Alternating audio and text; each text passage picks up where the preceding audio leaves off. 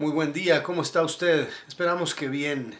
Un servidor Sergio Payeras, agradeciéndole en primer lugar por haber entrado a mi canal. Gracias por estar aquí y dedicar 10 minutos al aprendizaje de la palabra de Dios. Hoy por hoy vamos a empezar con el estudio a la carta de los Colosenses. Carta de San Pablo a los Colosenses.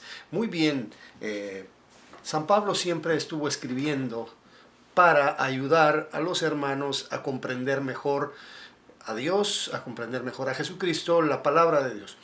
Ahora, vamos a tener 10 minutos, si Dios nos ayuda cada día, para poder avanzar en el estudio de esta carta tan importante. Muy bien, eh, antes que todo, mis libros de consulta. En primer lugar, la Sagrada Palabra de Dios, la Biblia. Y vamos a utilizar 3 versiones cuando sea necesario comparar palabras y expresiones. En primer lugar, la Reina Valera. En segundo lugar, vamos a estar viendo la Biblia de las Américas y también la Nueva Versión Internacional. Las versiones no son más que herramientas para estudiar, para comprender mejor. Las ideas se amplían más cuando lo podemos ver. Y cuando sea necesario vamos a utilizar y vamos a sacar alguna palabra en griego para poder ver más a fondo lo que quiere decir. Muy bien, mis libros de consulta, maestros grandes, del siglo pasado, hace mucho tiempo, Matthew Henry, William Barclay, las notas de la Biblia de las Américas, también las notas de la Biblia de estudio de John MacArthur, su guía de estudio bíblico y también su comentario a la carta de los Colosenses. Y también vamos a estar consultando a William Hendrickson. Así que, aunque a veces yo no lo mencione el nombre, ustedes pueden saber que las opiniones de ellos están influenciando esta clase, este estudio. Muy bien, vamos a empezar entonces con el propósito de la carta. Toda carta tiene un propósito. Toda carta, ya sea cartas personales, seculares o cartas de la Biblia, tienen un propósito. Dios intenta comunicarse a su iglesia a través de uno de sus siervos en el Antiguo Testamento y en el Nuevo Testamento.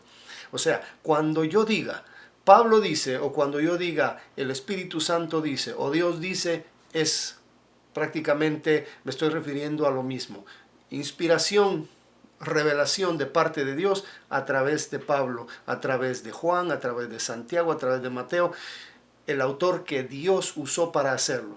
Ya sea de cualquier forma que yo lo diga, es cierto, porque Pablo escribió la carta, Pablo lo dijo y Dios lo dijo a través de él, pero detrás de todo esto sabemos que es inspiración, exhalación divina. Muy bien, el propósito de la carta, combatir la herejía. La iglesia de Colosas estaba siendo influenciada por el entorno cultural, religioso. Habían muchas formas en que fuera afectada la sana doctrina. Entonces, combatir la herejía era necesario. ¿Qué quiere decir herejía? Herejía es falsa doctrina. Herejía es un invento, una ocurrencia.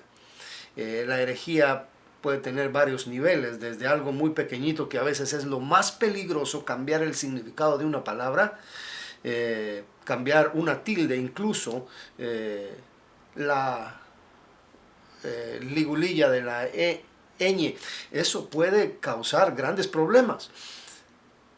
La herejía empieza pequeñita y después se vuelve grande. ¿Y quién puede parar todo eso? Combatir la herejía. Bueno, ¿cuál era la herejía? ¿Cuál era el invento que estaba por afectar a la iglesia de Colosas? Era la mezcla de cristianismo con otra cosa. Y tenemos 3 cosas básicas que no están explícitamente dichas en la carta, pero implícitamente podemos ver a San Pablo dedicado a dar esta información. Y él no la estaba dando por gusto, era porque él consideraba necesario. Mezcla de cristianismo, así como ahora, con judaísmo. El judaísmo afectó mucho a la iglesia primitiva porque Los judaizantes creían que habría que hacerse judío, que había que cumplir la Torá, las ceremonias, todo eso para hacerse salvo. Y Pablo ataca esto constantemente. No es por la ley, es la gracia, es la fe. Bueno, judaísmo. Ahora vemos personas casi que se quieren cambiar el apellido con tal de judaizarse. Quieren hablar en hebreo, quieren decir todo como judíos, y eso es un error desde ya. No mezclemos el cristianismo con el judaísmo. Mezclar el cristianismo con el gnosticismo. Los gnósticos pensaban que el espíritu era bueno, santo, y la carne era mala, pecaminosa. Y creían que nada que fuera material podía ser bueno. Entonces, de esa manera afectaba al cristianismo, porque a la hora de definir a Jesucristo, no podían creer en que Jesús tuviera un cuerpo material, una carne física. Ellos se lo imaginaban quizá como un holograma, como un fantasma, una visión, algo inmaterial.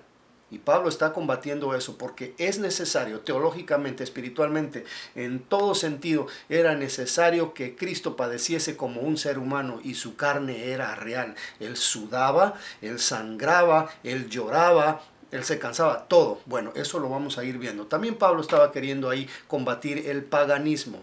El paganismo indudablemente estaba influenciando todo. Dioses, diosas, todo lo que era el mundo griego, el mundo romano, esas ideas paganas queriendo influenciar al cristianismo. Ya vemos entonces básicamente judaísmo, gnosticismo, paganismo queriendo cambiar la doctrina del cristianismo. La fecha en que esta carta fue escrita, años 60-62 aproximadamente, unos 30 años después de que Cristo fue crucificado, resucitado y ascendido. El autor, el apóstol Pablo. Algunos discuten de que no puede ser Pablo por algunas razones, pero nosotros tenemos escritos de padres de la iglesia, de algunos otros antiguos que estaban bien cercanos al primer siglo, que apoyan de que Pablo es el autor.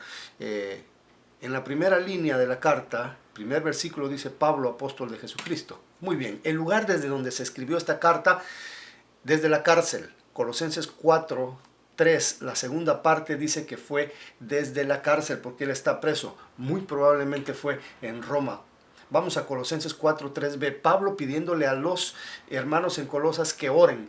¿Para qué? Para que el Señor nos abra puerta. Dios es el que abre las puertas para la palabra, a fin de dar a conocer el misterio de Cristo. La palabra de Dios no es palabra de hombre, no es ocurrencia de nadie, es de Cristo, por el cual también dice estoy preso. Así que en esta última expresión, ahí en el 4.3b vemos que Pablo estaba preso. Antes que se nos acaben los 10 minutos, seguimos adelante. Temas de Colosenses, los temas principales que Pablo trata aquí es la deidad de Cristo. ¿Es Cristo Dios? ¿Es Cristo Dios? ¿Es Cristo todo Dios? ¿Es Cristo hombre? Eso lo vamos a ver en Colosenses. Colosenses lo dice ahí. Naturaleza de la iglesia como cuerpo de Cristo. Vamos a ver también la reconciliación que Jesucristo obró entre Dios y los hombres. Jesucristo es el gran reconciliador.